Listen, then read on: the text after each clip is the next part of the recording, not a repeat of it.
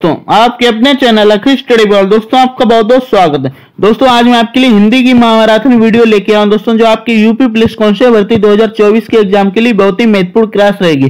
तो आइए वीडियो को शुरू करते हैं दोस्तों, वीडियो को अंत तक देखिएगा, ये आपके लिए बहुत ही महत्वपूर्ण वीडियो रहेगी। पहला क्वेश्चन हमारा, निम्नलिखित में से कौन सा मूल दीर्घ स्वर नहीं है? तो इसमें कौन सा मूल दीर्घ स्वर नहीं है? तो जो ओ है दोस्तों, ओ ऑप्शन डी, यह हमारा मूल दीर्घ स्वर के अंतर्गत नहीं आता है। Option D is the right answer. Next, Hindi में ध्वनियां कितने प्रकार की होती हैं? तो हिंदी में ध्वनियां हमारी दो प्रकार की होती हैं। कितनी? दो दोस्तों। कौन कौन सी? एक होती है स्वर, एक दोस्तों कौन सी होती है? स्वर, और दूसरी होती है व्यंजन दोस्तों। एक स्वर होती है, एक व्यंजन होती है। स्वर हमारे 11 होते हैं, व्यंजन 33 होते हैं दोस्तों। तो ऑप्शन हमारा ए वाला राइट आंसर हो जाएगा।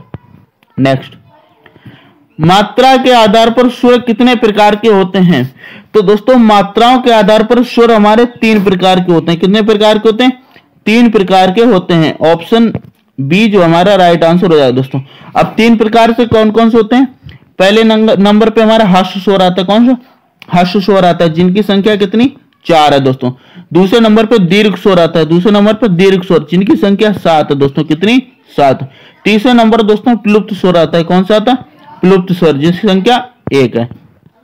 नेक्स्ट, एक से अधिक बड़ों के मेल को क्या कहते हैं? अगर एक से अधिक वर्णों के मेल को क्या कहा जाता है? तो दोस्तों एक से अधिक जो वर्णों का मेल होता है उसे हम व्यंजन कहते हैं। क्या कहते हैं?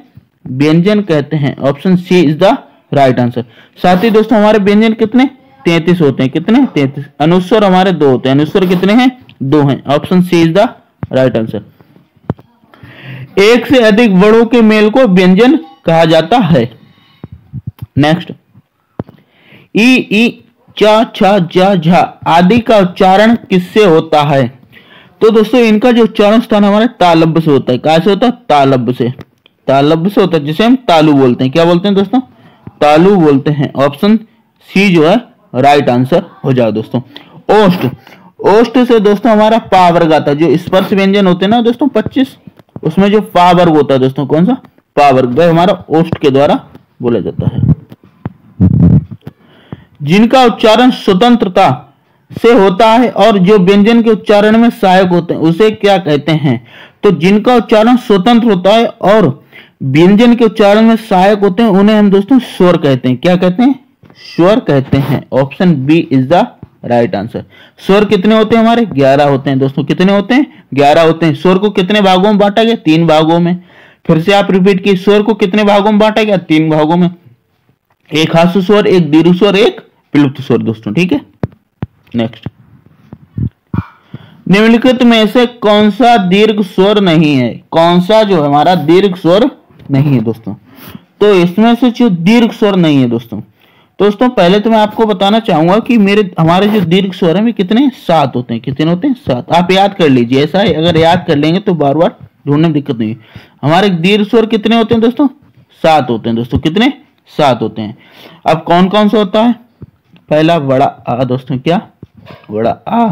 फिर बड़े ई। क्या? बड़े ई।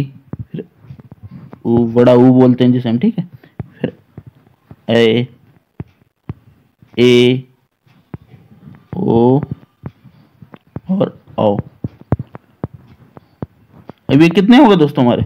1 2 3 4 5 6 7। कितने हो गए? 7 हो गए। तो अब आप याद कर लीजिए। देखो इसमें हमारा क्या ई छोटी है क्या? इसमें नहीं है दोस्तों। बड़ी है, ए है, ए है। तो इसमें क्या नहीं वाला पूछा गया तो ई नहीं होती दोस्तों। तो ऑप्शन ए वाला राइट आंसर हो जाएगा दोस्तों। कौन सा? ऑप्शन ए जो है राइट आंसर हो जाएगा दोस्तों। नेक्स्ट, निम्नलिखित में से अंतस्थ व्यंजन कौन सा है? दोस्तों मैं इसमें आपको वर्णमाला और हिंदी से रिलेटेड सारे क्वेश्चंस हल कराऊंगा। तो निम्नलिखित में से अंतस्थ व्यंजन कौन सा है? तो दोस्तों पहले तो आप अंतस्थ व्यंजन जान लीजिए होते कितने हैं। तो अंतस्थ व्यंजन हमारे 4 होते हैं। कितने होते हैं? अंतस्थ व्यंजन दोस्तों कितने होते हैं? 4 होते हैं दोस्तों। अंतस्थ व्यंजन हमारे कितने होते हैं? 4 होते हैं। कौन कौन से होते हैं? एक या, एक रा, एक क्या होता है? रा, एक ला और एक वा। अंतस्थ व्यंजन कितने होते हैं? 4 होते हैं दोस्तों। तो इसमें हमारा अंतस्थ व्यंजन पूछा गया, तो इसमें कौन सा हमारा देखिए ये वाला वाह है, ऑप्शन सी वाला। तो option C is the right answer. Next, Hindi भाषा में कुल कितने वर्ण दोस्तों, यहाँ पे हिंदी भाषा में कुल कितने वर्ण है दोस्तों। तो हमारे वर्णमाला में कितने 52 होते हैं दोस्तों, कितने 52 52 वर्ण होते हैं। Option C is the right answer. Hindi वर्णमाला में ऊष्म व्यंजन कौन से हैं, इसमें हमारा पूछा गया ऊष्म व्यंजन कौन से हैं। तो पहले तो दोस्तों ऊष्म व्यंजन हमारे होते कितने हैं, तो ऊष्म व्यंजन हमारे 25 होते हैं दोस्तों। कितने होते हैं, सॉरी ऊष्म व्यंजन सॉरी स्पर्श व्यंजन 25 होते हैं, ऊष्म व्यंजन हमारे 4 होते हैं दोस्तों। कितने होते हैं, ऊष्म व्यंजन हमारे 4 होते हैं दोस्तों, ऊष्म व्यंजन हमारे 4 होते हैं। तो सा सा हा ऑप्शन ए दोस्तों, ये हमारे ऊष्म व्यंजन के अंतर्गत आते हैं। Option A is the right answer. साथ ही दोस्तों बाकी जो दोस्तों ये हमारा ये तावर्ग और टावर्ग दोस्तों, कौन सा, ये जो हमारा तावर्ग है और टावर्ग जो है दोस्तों, यह हमारा उसमें आता है, स्पर्श व्यंजन में आता है दोस्तों। ठीक है। नेक्स्ट, यार अलावा को कौन सा व्यंजन कहते हैं। तो दोस्तों अभी मैंने आपको बताया था कि यार अलावा दोस्तों, क्या यार अलावा को जो है अंतस्थ व्यंजन हम कहते हैं। क्या कहते हैं, अंतस्थ व्यंजन कहते हैं। Option B is the right answer. इनकी संख्या दोस्तों साथ ही कितनी होती है, इनकी संख्या हमारी 4 होती है दोस्तों। कितनी होती है, इनकी संख्या 4 होती है। तो option B is the right answer. निम्नलिखित में से कौन ऊष्म व्यंजन है, इसमें से हमारा कौन सा ऊष्म व्यंजन है। तो अभी मैंने आपको बताया था हा हमारा ऊष्म व्यंजन के अंतर्गत आता है दोस्तों। क्या में आता है, ऊष्म व्यंजन के अंतर्गत आता है। तो ऑप्शन ए वाला जो है राइट आंसर हो जाएगा दोस्तों।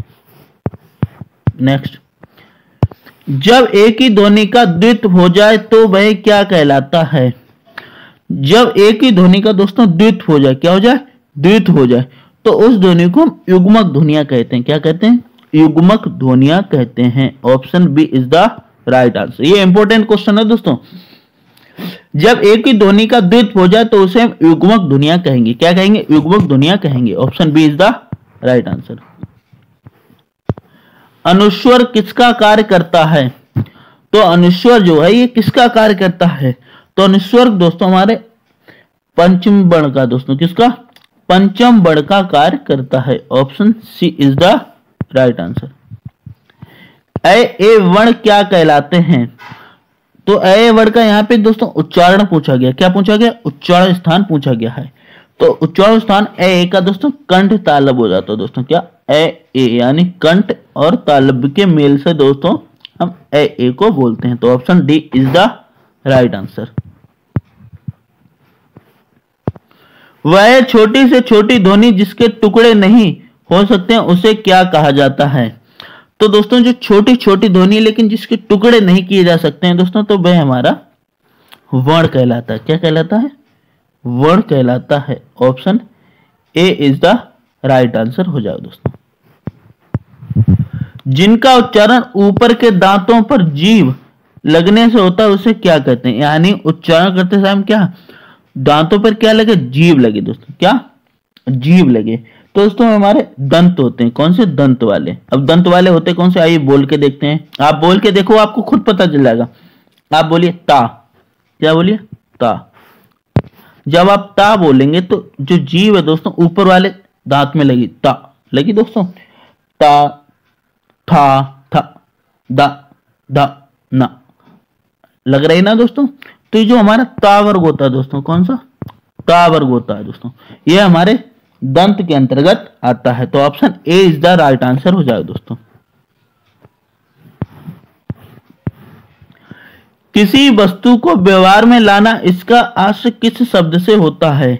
यानी किसी वस्तु को व्यवहार में लाना, अर्थात हम किसी वस्तु को अपने प्रयोग में ला रहे हैं। क्या रहा है, किसी वस्तु को अपने प्रयोग में ला रहे हैं। तो हमारा ऑप्शन सी होगा प्रयोग। क्या दोस्तों, प्रयोग। Option C is the right answer.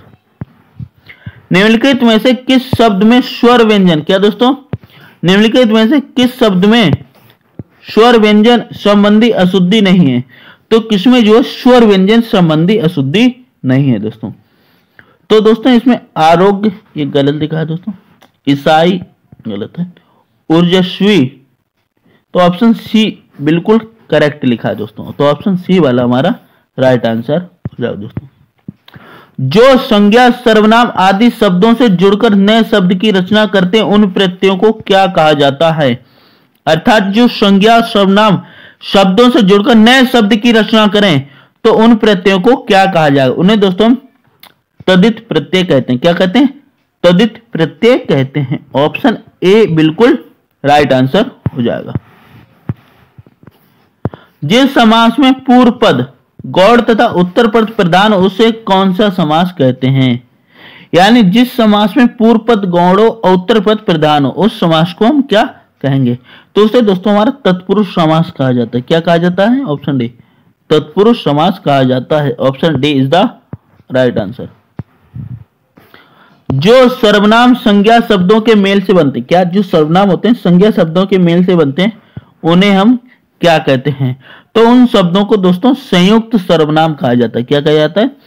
संयुक्त सर्वनाम नाम दिया गया है। ऑप्शन सी वाला हमारा राइट आंसर हो जाएगा। यानी सर्वनाम संज्ञा के शब्दों से मेल बने शब्दों को संयुक्त सर्वनाम कहेंगे। Option C is the right answer. जिस क्रिया से संचालित व्यापार का फल कर्ता को छोड़कर कर्म पर पड़ता है उसे कौन सी क्रिया कहते हैं? तो दोस्तों उसे हम कहते हैं सकर्मक क्रिया। क्या कहा जाता है? सकर्मक क्रिया कहा जाता है। जिस क्रिया में संचालित फल कर्ता को छोड़कर कर्म पर पड़े तो उसे सकर्मक, यानी सा माने सही और कर्म माने कर्म, यानी कर्म से सही दोस्तों। तो option B is the right answer.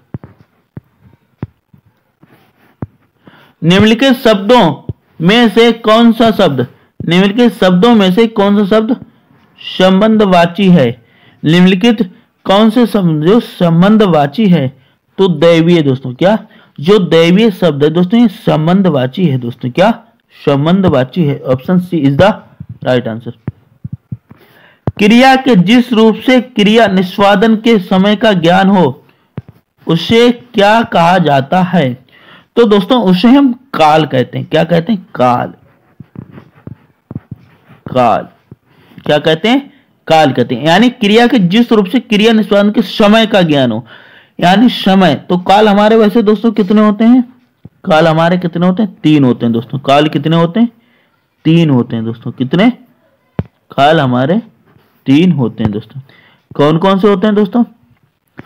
एक होता है हमारा वर्तमान काल, एक भूतकाल, एक भविष्यकाल। वर्तमान काल यानी जो अभी प्रेजेंट में चल रहा है, ठीक है। भूतकाल जो बीत गया है और भविष्यकाल जो आने वाला है दोस्तों, ठीक है। तो ऑप्शन बी हमारा राइट आंसर हो जाएगा। वाक्य में प्रयुक्त शब्दों में परस्पर सामंजस्य को कहते हैं। यानी वाक्य में प्रयुक्त शब्दों से जो सामंजस्य होता है दोस्तों उसे हम अन्वय कहते हैं। क्या कहते हैं? अन्वय कहते हैं। ऑप्शन बी बिल्कुल राइट आंसर हो जाएगा हमारा।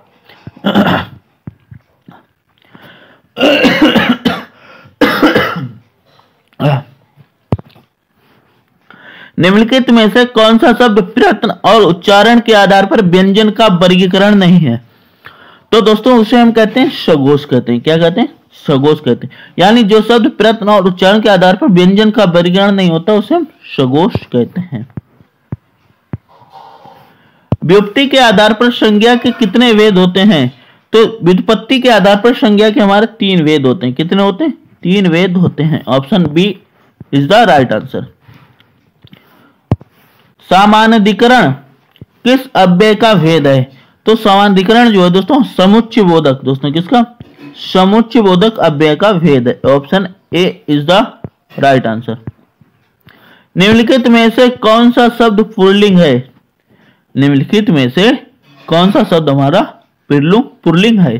तो लिंग कितने होते हैं दोस्तों? हमारे 2 होते हैं। कितने होते हैं? 2 लिंग हमारे कितने होते हैं दोस्तों?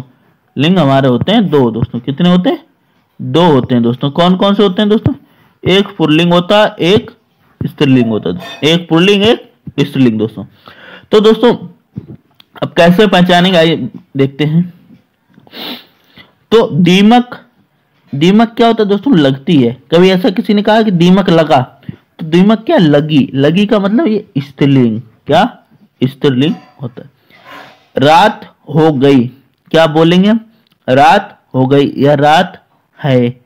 ठीक है, रात हो गई। तो हो गई का मतलब क्या? स्त्रीलिंग हो रहा है, क्या स्त्रीलिंग। वर्षा हो रही है, वर्षा ऐसा कोई वर्षा होता है, कोई ने कहा आजकल वर्षा होता नहीं कहा ना, वर्षा होती है या वर्षा हो रही है। तो ये भी क्या मतलब स्त्रीलिंग में। जब तीनों शब्द दोस्तों हमारे स्त्रीलिंग हो गए तो दोस्तों ऑप्शन डी हमारा पुल्लिंग हो जाएगा दोस्तों, विदुर। ऑप्शन डी वाला जो हमारा पुल्लिंग के अंतर्गत आएगा। Option D is the right answer. जिस वाक्य में दो या दो से अधिक स्वतंत्र उपवाक्यों और योजकों द्वारा जुड़े गए हों उसे क्या कहते हैं? यानी जिस वाक्य में दो से अधिक स्वतंत्र उपवाक्यों और योजक के द्वारा जोड़े जाए दोस्तों तो उसे हम संयुक्त वाक्य कहेंगे। क्या नाम देंगे उसको? उस वाक्य को संयुक्त वाक्य देंगे दोस्तों। क्या?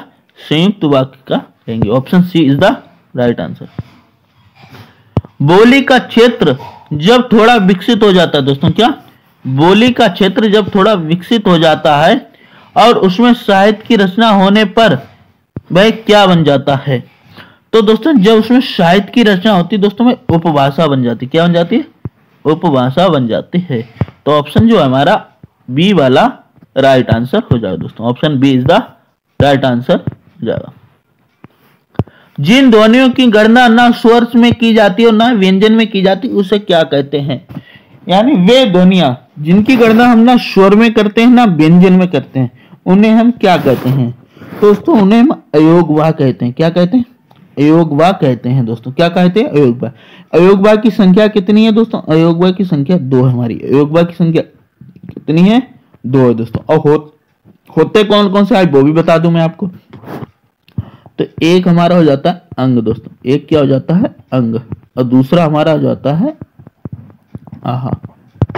तो ये जो हमारे 2 अयोगवाह होते हैं दोस्तों, क्या होते हैं? अयोगवाह होते हैं दोस्तों। साथ ही दोस्तों अगर आपसे अयोगवाह के भेद पूछा है तो अयोगवाह के भेद दोस्तों हमारे 3 होते हैं। अयोगवाह के भेद कितने होते हैं?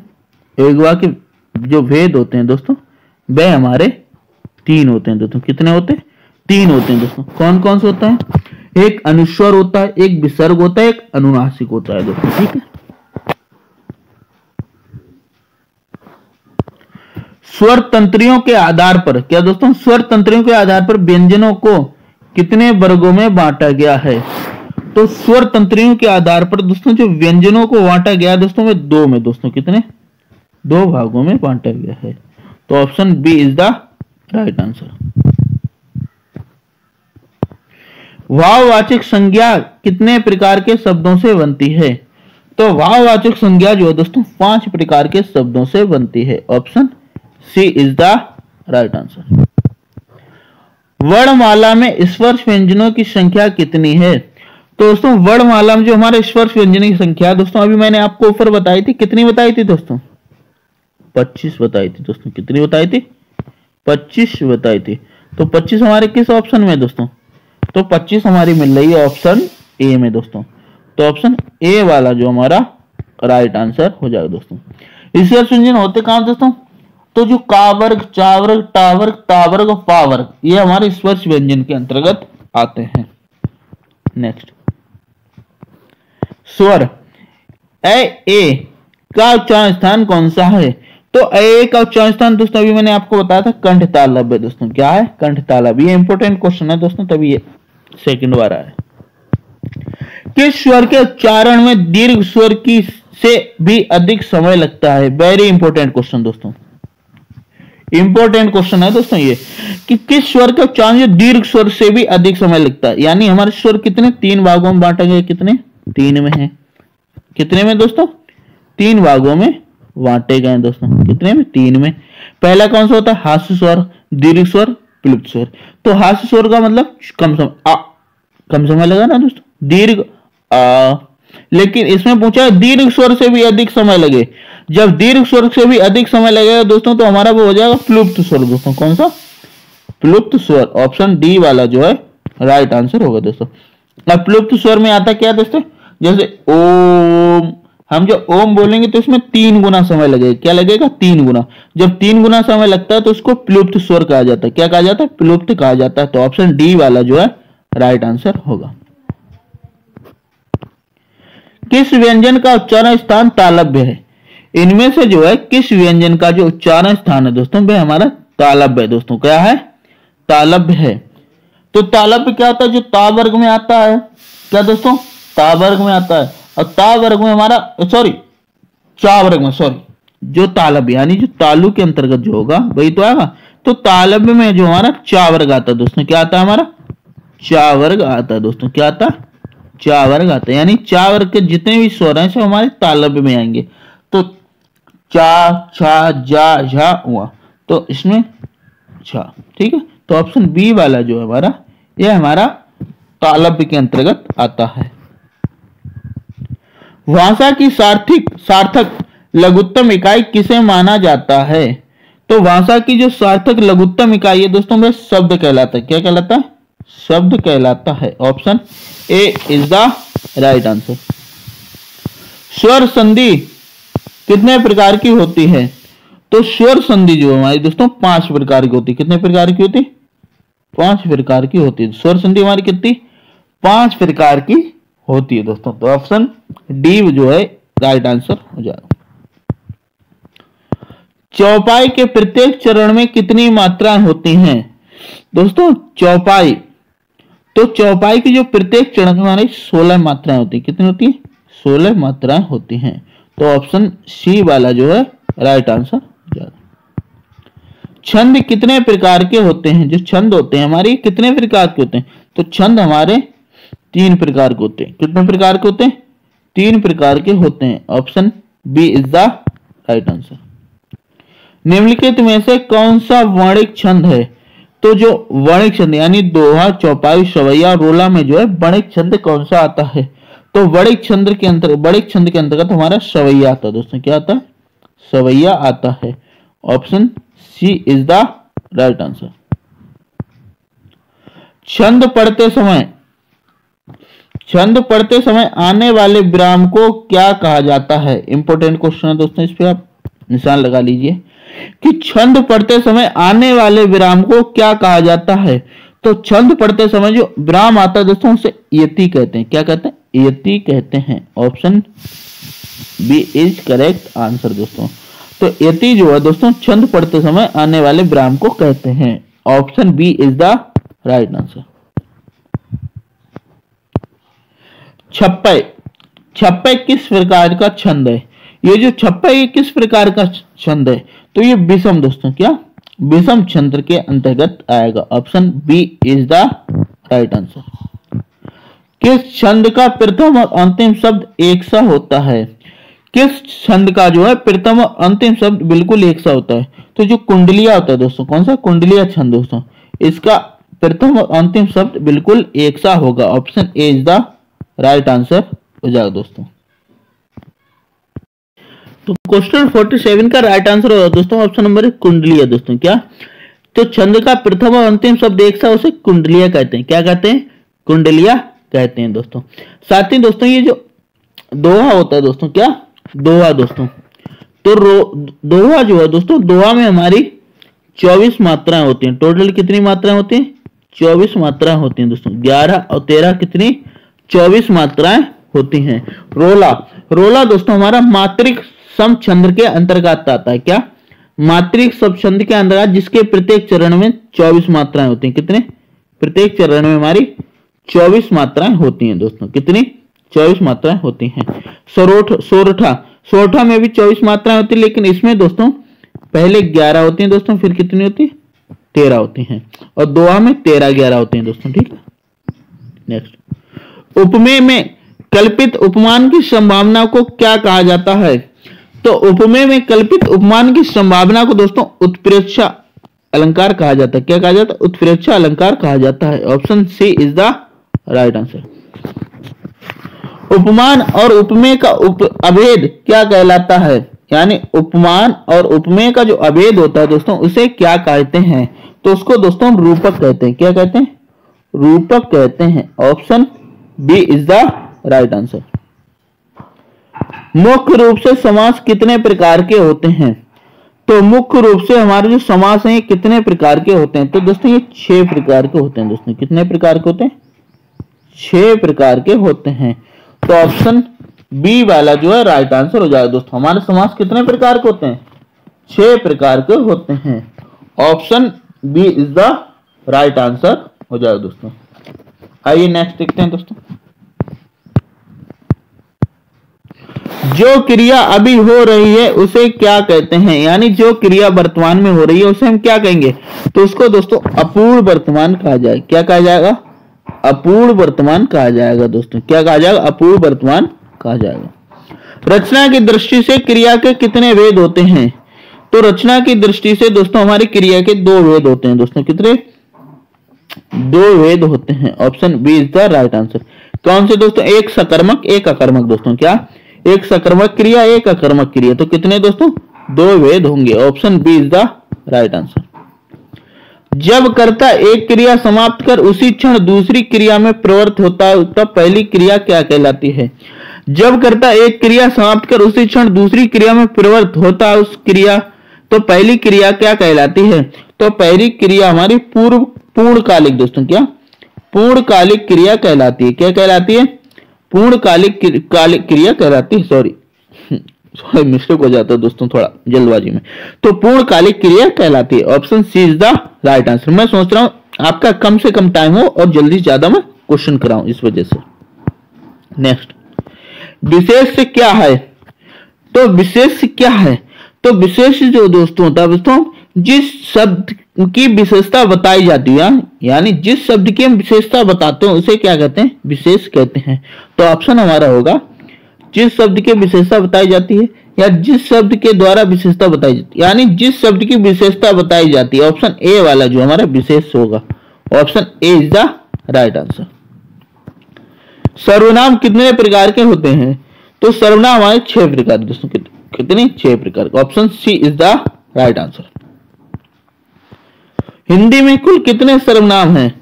तो हिंदी में कुल दोस्तों हमारे 11 दोस्तों। कितने? 11। Option C is the right answer. निम्नलिखित में से कौन संज्ञा का प्रकार नहीं है? कौन जो संज्ञा का प्रकार नहीं है? तो संज्ञा हमारी एक व्यक्तिवाचक होती है दोस्तों, जातिवाचक, भाववाचक, संबंधवाचक दोस्तों। क्या? संबंधवाचक। लेकिन देशवाचक नहीं होती दोस्तों।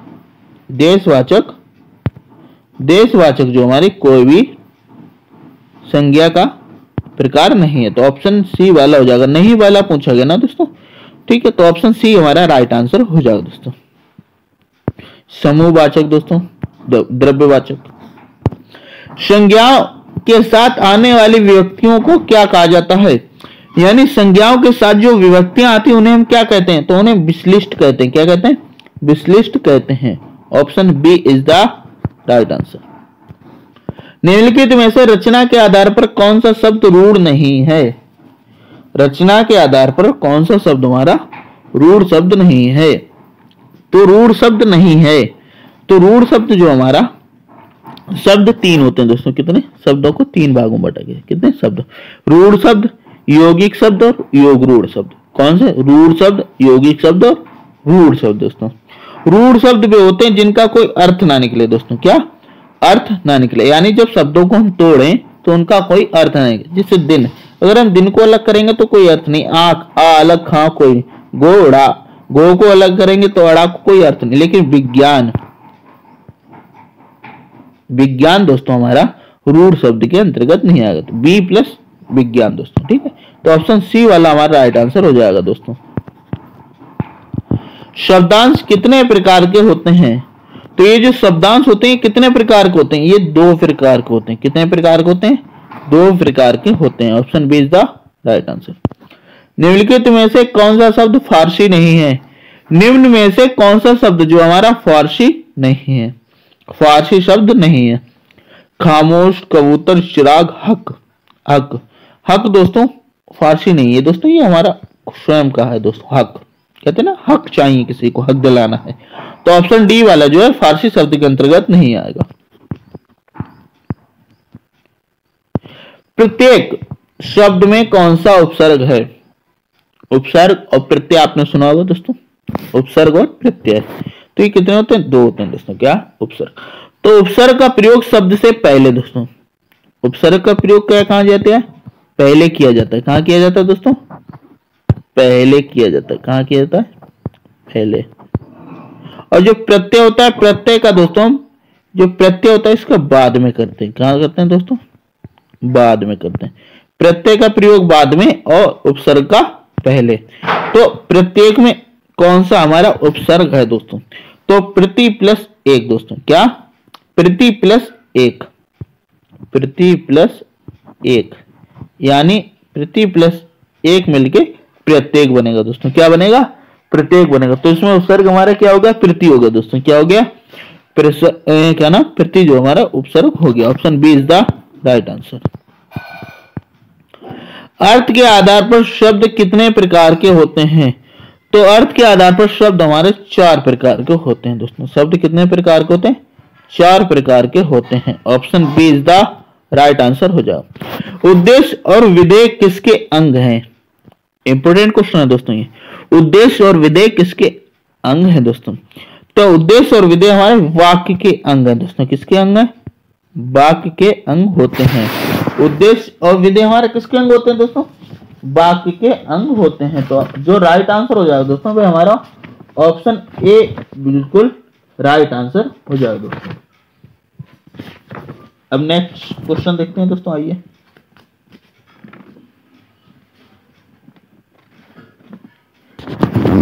नेक्स्ट है दोस्तों हमारा वाक्य में प्रयुक्त शब्द को क्या कहते हैं? तो वाक्य में जो प्रयुक्त शब्द होता है उसे क्या कहा जाता है? तो उसे दोस्तों पद कहते हैं। क्या कहते हैं? पद कहते हैं। Option B is the right answer. दो अलग अलग भाषाओं के मेल से बना हुआ शब्द क्या कहलाता है? यानी दो अलग अलग भाषाओं के मेल से जो बना हुआ शब्द होता है दोस्तों उसे हम संकर शब्द कहते हैं। क्या कहते हैं? संकर शब्द कहते हैं दोस्तों। क्या कहते हैं? संकर। Option D. यानी जो अलग अलग भाषाओं के मेल से बना हुआ शब्द उसे संकर कहते हैं। तद्भव शब्द हमारे संस्कृत यानी संस्कृत से जो शब्द लिए गए हैं, यानी सब संस्कृत के जो शब्द हैं उन्हें अपनी भाषा में प्रयोग करते हैं, उन्हें तद्भव कहते हैं। देशज शब्द यानी जो हमारे देशी शब्द हैं, विदेशज जो विदेश से लिए गए दोस्तों। ठीक है।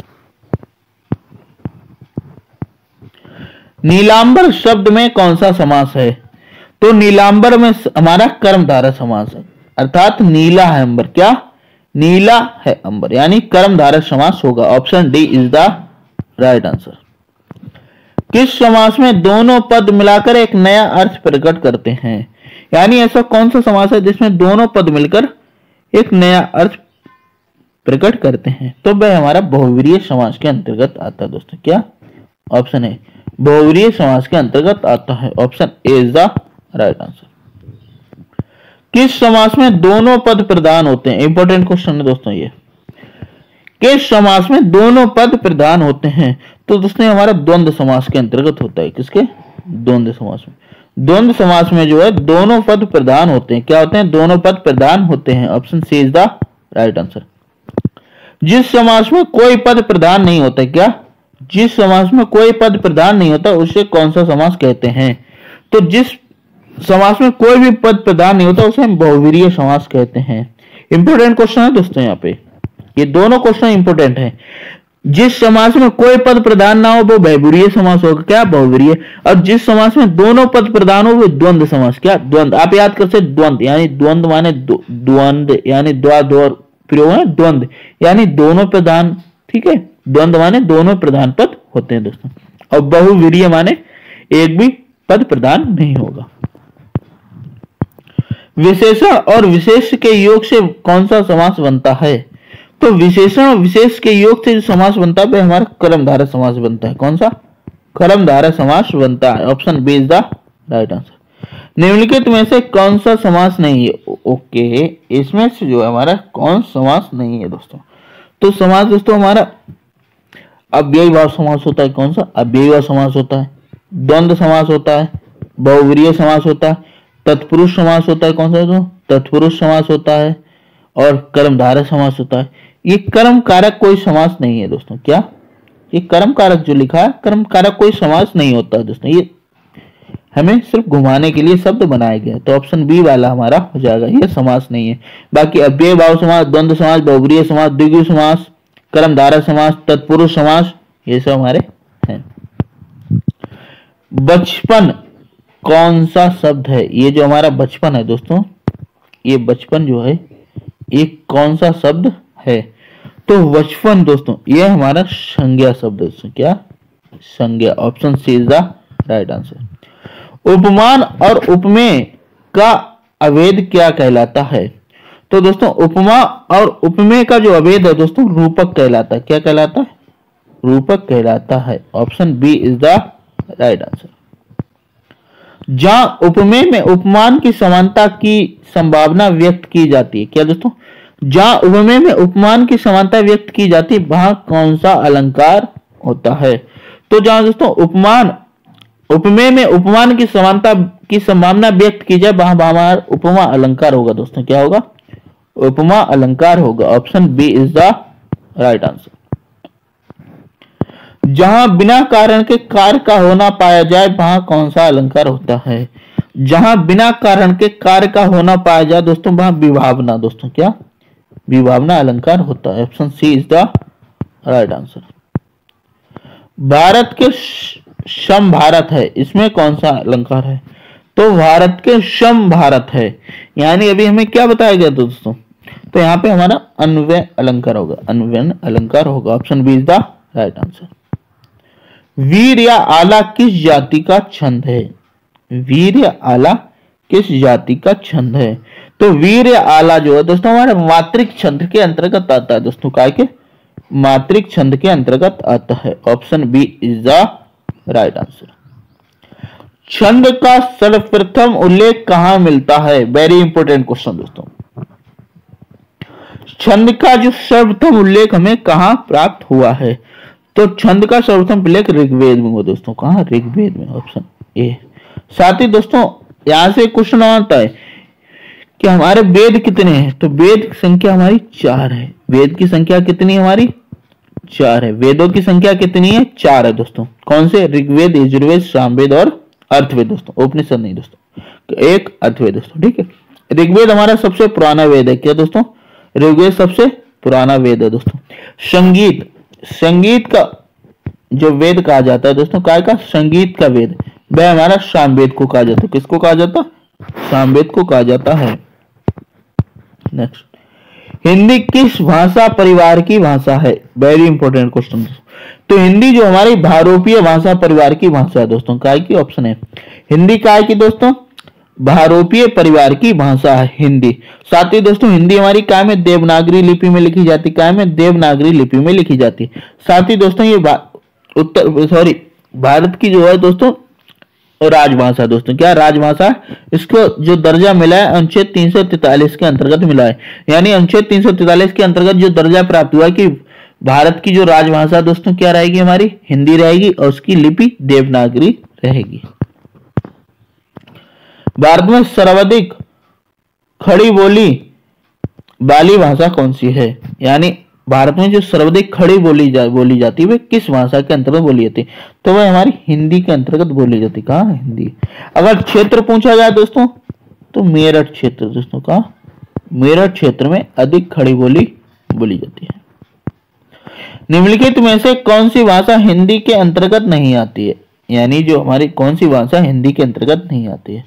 तो कन्नौजी और बांगुरु और अवधी हमारे हिंदी के अंतर्गत आती है। लेकिन दोस्तों ये जो तेलुगु है दोस्तों यह हिंदी के अंतर्गत नहीं आती। तो ऑप्शन डी वाला राइट आंसर हो जाएगा। नहीं वाला पूछा गया तो option D is the right answer. शांत रस का स्थायी भाव क्या है? शांत रस का स्थायी भाव हमारा क्या है? तो दोस्तों पहले तो हम रस से रिलेटेड कुछ क्वेश्चंस को जानते हैं। तो रस का जो शाब्दिक अर्थ होता है आनंद होता है दोस्तों। क्या होता है? आनंद होता है। और रस की उत्पत्ति जो है दोस्तों, रस की उत्पत्ति को सबसे पहले परिभाषित करने का श्रेय हमारे भरत मुनि को जाता है। किसको? भरत मुनि को दोस्तों। किसको? भरत मुनि को जाता है। साथ ही दोस्तों भरत मुनि ने 8 रसों का वर्णन किया दोस्तों। कितने? 8 रसों का वर्णन किया है। लेकिन दोस्तों हिंदी में हमारे 9 रस हैं। हिंदी में आपसे पूछा जाए तो कितने? 9 रस हैं। हिंदी में कितने रस हैं दोस्तों? हमारे 9 रस हैं। लेकिन सूरदास के अनुसार अगर आपसे पूछा जाए, सूरदास के अनुसार रस पूछे जाए तो 11 है दोस्तों। कितने? सूरदास के अनुसार हमारे 11 रस हैं दोस्तों। तो दोस्तों भरत मुनि के अनुसार 8, हिंदी में 9 और सूरदास के अनुसार 11 दोस्तों। ठीक है दोस्तों, जो अब हाँ पहले क्वेश्चन कर रहे हैं शांत रस का स्थायी भाव। तो जो शांत रस है दोस्तों, हमारा शांत रस का स्थायी भाव दोस्तों निर्वेद या निर्वत, निर्वेद यानी निर्वेद या निर्वत है दोस्तों। ठीक है, अब आइए दोस्तों जो 9वां दोस्तों, 8 के बाद जो 9, 10, 11 जो है दोस्तों, तो 9वां हमारा शांत रस है, 10वां वात्सल रस और 11वां भक्ति रस। ठीक है दोस्तों, नेक्स्ट, शोक किस रस का स्थायी भाव है? जो शोक है दोस्तों किस रस का स्थायी भाव है? तो शोक जो हमारे करुण रस का दोस्तों, किसका? करुण रस का। Option B is the right answer. करुण रस का स्थायी भाव शोक है दोस्तों। शांत रस है, तो दोस्तों शांत रस है दोस्तों, क्या शांत रस का स्थायी भाव हमारा निर्वेद, अभी हमने आपको बताया था ना, शांत रस का निर्वेद है। हास रस, तो हास रस का स्थायी भाव हमारा हास है दोस्तों, क्या है? हास है। वीर रस, वीर रस का स्थायी भाव दोस्तों उत्साह दोस्तों, क्या? उत्साह। वीर रस का स्थायी भाव क्या है? उत्साह दोस्तों, क्या? स्थायी भाव उत्साह दोस्तों। ठीक है, नेक्स्ट,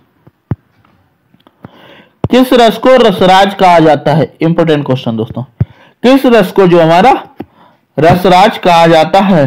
तो रसराज जो है दोस्तों वह हमारा श्रृंगार रस को कहा जाता है। किसको? श्रृंगार रस को कहा जाता है।